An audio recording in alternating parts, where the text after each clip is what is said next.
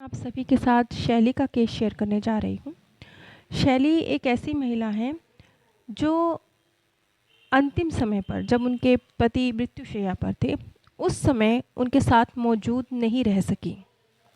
शैली के हस्बैंड की मृत्यु कैंसर से हुई और उन दोनों के बीच में बहुत प्रेम था। लेकिन फिर भी हालात कुछ इस तरीके के बने कि जब उसके हस्बैंड आखिरी कुछ दिन थे उनके जीवन के, उस समय शैली उनके साथ मौजूद नहीं रह सकी। और इस चीज़ के लिए शैली ने अपने आप को इतना ज़्यादा दोषी माना, इतना ज़्यादा दोषी अपने आप को समझा कि एक जो थॉट प्रोसेस है उसके गलत होने की वजह से उसने अपने आप को ही बहुत नुकसान पहुंचाया। जब आपको कोई और कसूरवार नहीं मान रहा होता, लेकिन आप ही हैं जो खुद को कसूरवार मान रहे होते हैं, उस वक्त दर्द उससे कहीं ज़्यादा होता है जब सामने वाला आपको कसूरवार कहता है। यहाँ पर मैं एक बात कहना चाहूँगी कि हम अपने प्रियजन के साथ अंतिम समय पर मौजूद थे या मौजूद नहीं थे, ये अलग बात है। लेकिन क्या पूरा जीवन जब आपके प्रियजन को आपकी ज़रूरत थी, क्या उस वक्त आप उनके साथ मौजूद थे? किसी बीमारी के वक्त, किसी भावनात्मक दर्द के वक्त, धन की ज़रूरत के वक्त अगर आप उनके साथ मौजूद थे, तो चाहे आप अंतिम समय पर उनके साथ मौजूद नहीं भी हैं, तो भी आपने एक अच्छा परिवारजन होने का अपना पूरा फ़र्ज़ अदा किया है।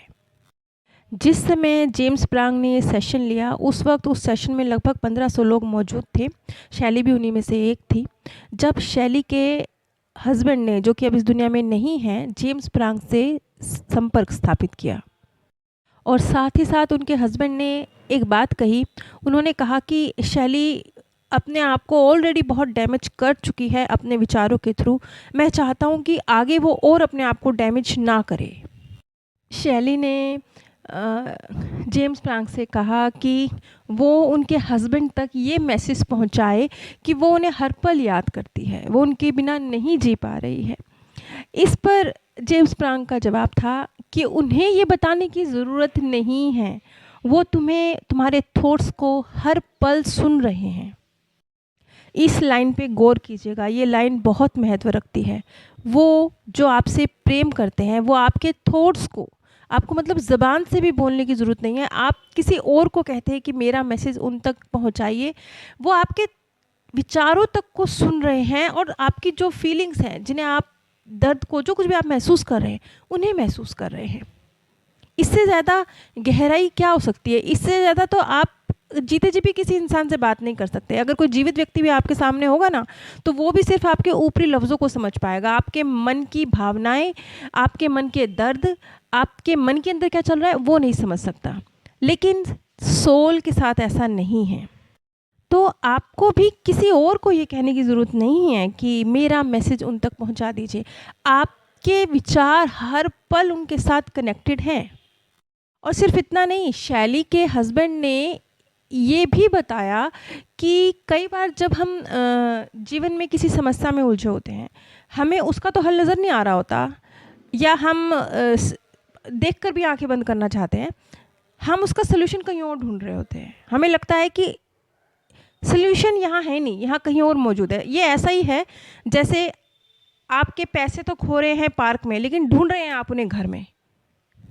ऐसा ही कुछ शैली के साथ भी हुआ। शैली ने बाद में एक पुरुष के साथ, जबकि दिल में दर्द है, अपने हस्बैंड को उनके साथ मौजूद नहीं रही, वो दर्द नहीं ख़त्म हुआ है, हर सेकंड उनको याद करती है, दिल में दर्द है। लेकिन एक मन ने भ्रम क्रिएट किया कि अच्छा, मैं अगर किसी और को अपनी लाइफ में ले आऊँगी तो शायद मेरा ये दर्द हल्का हो जाएगा। और वो अपनी ज़िंदगी में एक पुरुष को लेकर भी आई, जो कि उनका सरासर गलत फैसला था। वो बिल्कुल ही गलत किस्म का इंसान था, जो न सिर्फ शैली को यूज़ कर गया, बल्कि शैली को फाइनेंशियली भी बहुत नुकसान पहुंचा के एक्चुअली उसके घर से चोरी करके वो भाग गया। अब यहाँ पर हुआ क्या? दर्द था अपने पति को खोने का, उसके साथ वक्त ना गुजारने का। उसका सल्यूशन वही नहीं ढूंढा, अपने आप को थॉट्स प्रोसेस पे, जहाँ से गलती शुरू हो रही है, भावनाओं के स्तर पर जहाँ से दर्द शुरू हो रहा है, वहाँ पर हील नहीं किया। हील करने की कोशिश कहाँ करी कि मैं शायद अपनी ज़िंदगी में किसी और को ले आऊँगी तो सब ठीक हो जाएगा। लेकिन दर्द जहाँ है वहीं पर मरहम लगेगा, तभी तो ठीक होगा।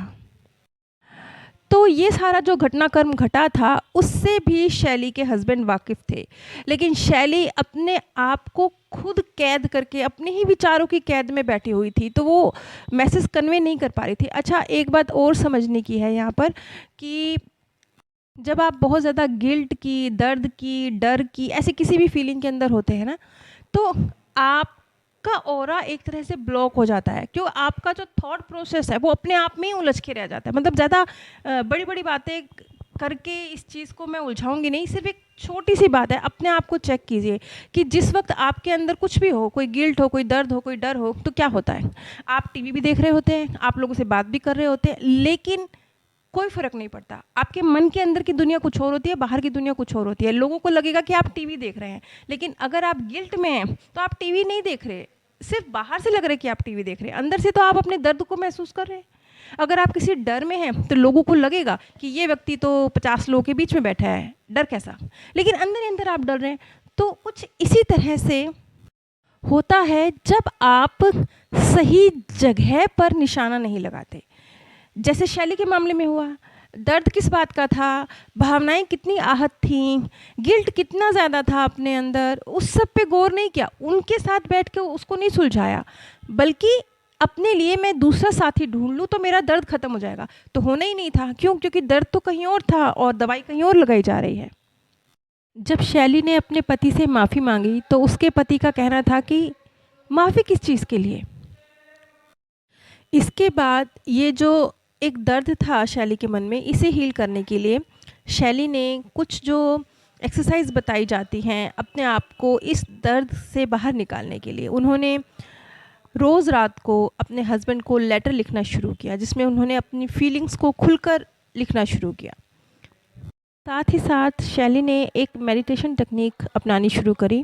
उन्होंने जैसे एक हीलिंग का एक क्रिस्टल बॉल है ग्रीन कलर की, जिसके अंदर वो हार्ट शेप की है, और वो उसमें अपनी सारी जो भी अपना प्यार है, अपनी माफ़ी की भावना है, खुशी की भावना है, उस सब से वो उस क्रिस्टल बॉल को भरती चली जा रही हैं।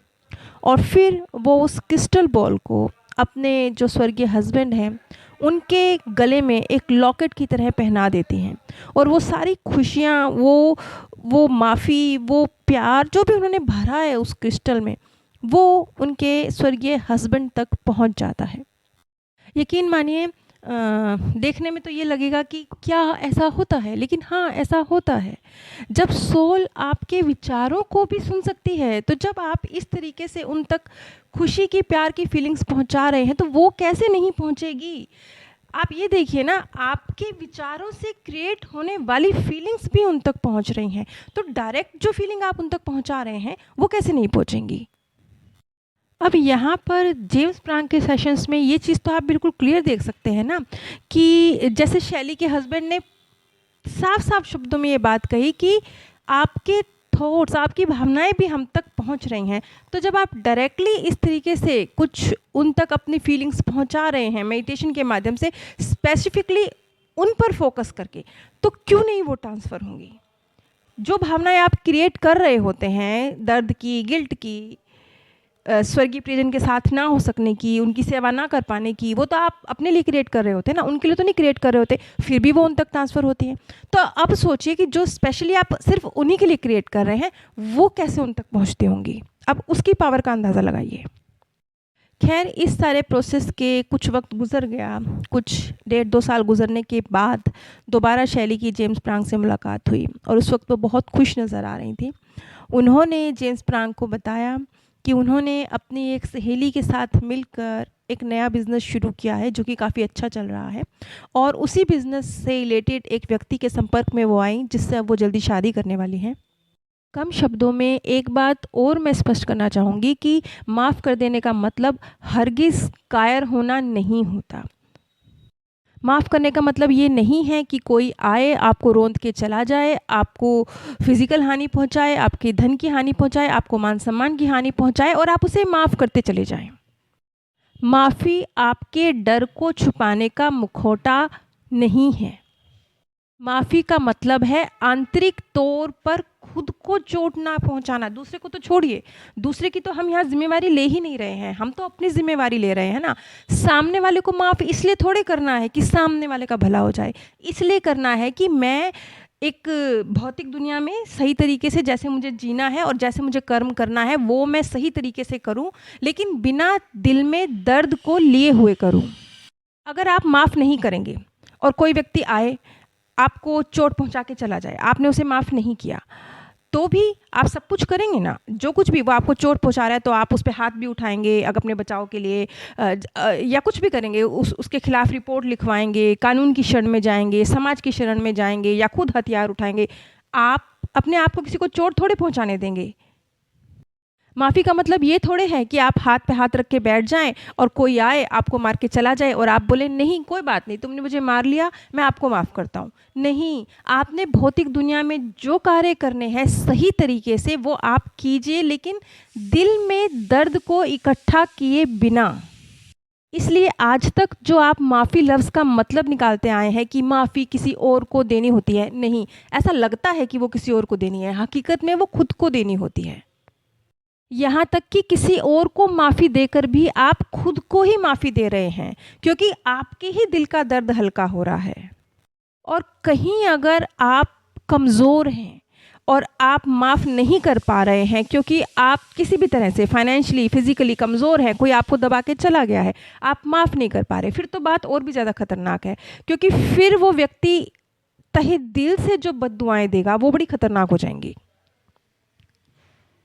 क्योंकि अब यहाँ पर मामला डबल हो जाएगा। एक तो उस व्यक्ति तक बद्दुआएं जा रही हैं, उसका तो मामला ख़राब होगा ही, उसने तो वैसे भी कार्मिक अकाउंट जो बनाया वो तो भुगतेगा ही, लेकिन कंटिन्यूसली बद्दुआएं दे देकर वो व्यक्ति खुद का संस्कार खराब कर रहा है, वो व्यक्ति खुद की पावर को ख़त्म करता जा रहा है, वो व्यक्ति खुद को कंटिन्यूसली एक बुरे इवेंट को याद रख के दर्द देता चला जा रहा है। उसका क्या? उसके लिए तो ज़रूरी है ना कि आप अपने आप को तो हील कीजिए।